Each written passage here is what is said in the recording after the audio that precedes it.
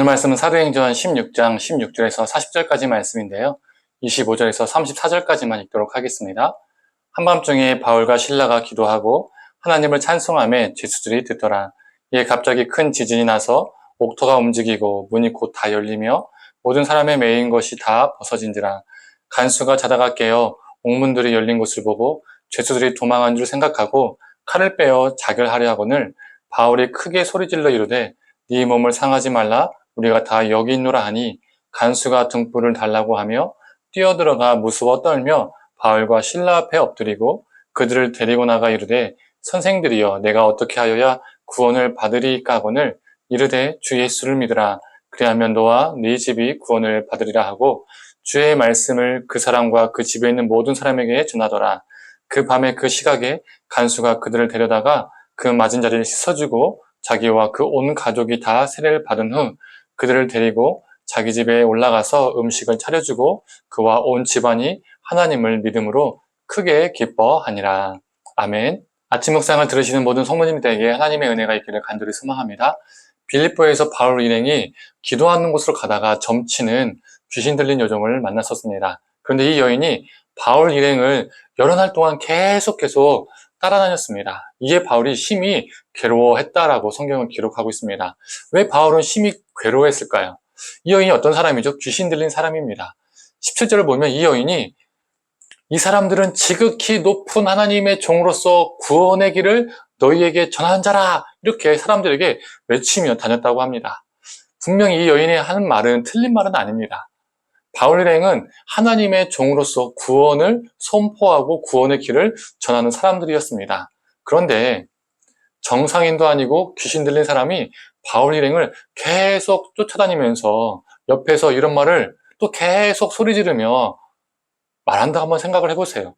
이렇게 되면 바울이 전하는 그 복음이, 말씀이 진정성이 훼손되고 신뢰도가 떨어지죠. 저 옆에서 이상한 여자가, 미친 여자가 이상한 소리를 계속 하고 있네. 그리고 저 바울과 저 사람의 일행들도 또 이상한 사람들 아니야? 이런 생각을 할 수밖에 없겠죠.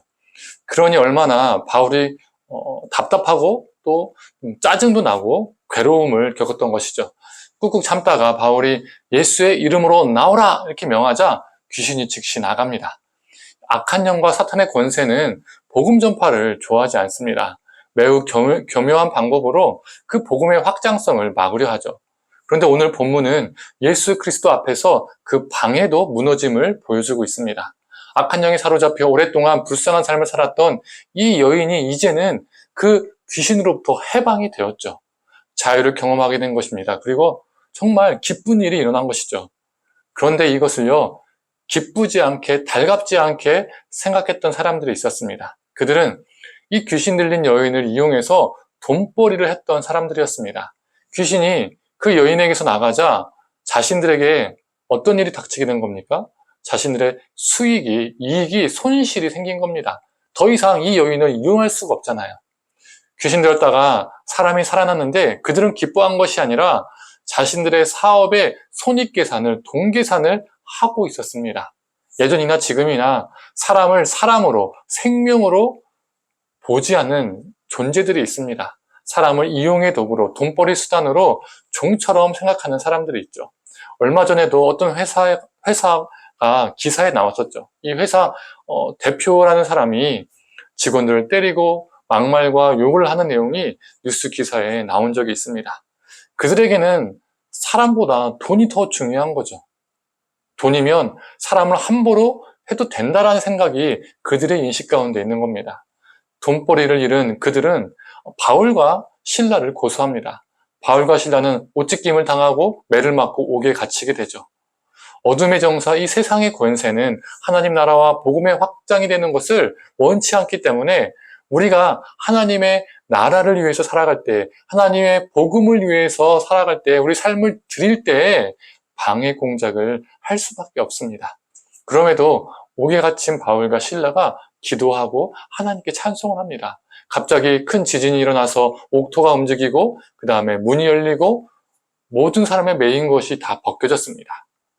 감옥의 간수가 자다가 깨어서 보니까 옥문이 열려있고 죄수들이 도망간 것을 발견하게 된 거예요. 그래서 자결을 시도합니다. 그때 바울이 어떻게 합니까? 소리를 질러서 너의 몸을 상하게 하지 말라라고 외칩니다. 그리고 그 간수의 생명을 살렸습니다. 귀신 들린 그 여인을 이용하려 했던 사람들과 너무나 비교되죠. 그들은 생명을 자신의 이익의 수단으로 돈으로 치환시켰던 존재들이었습니다. 그러나 바울은 자신이 다시 옥에 갇힐 수도 있는 그 위험을 무릅쓰고 생명을 살렸습니다. 너무나 비교가 되는 것이죠. 바울은 옥문이 열렸기 때문에 충분히 도망갈 수 있었습니다. 그러나 도망치지 않았죠. 간수는 도망가지 않고 자신을 살리려 했던 실라와 바울 앞에 엎드리게 됩니다. 그리고 어찌하면 내가 구원을 받을 수 있습니까? 라고 묻죠. 이 질문에 바울은 주 예수를 믿으라 그리하면 너와 내 집이 구원을 받으리라 라고 선포합니다. 정말 유명한 구절이죠. 간수는 이 말씀을 받아들입니다. 심지어 그의 온 가족이 예수를 믿고 세례를 받았습니다.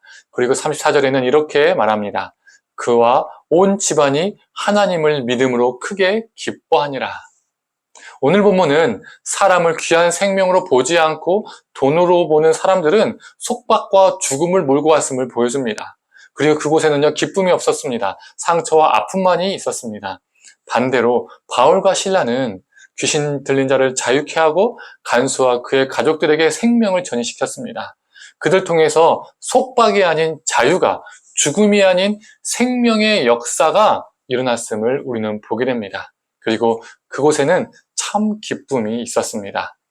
성도님들, 우리가 살아가는 세상은 어떻습니까? 참 삭막할 때가 많이 있습니다.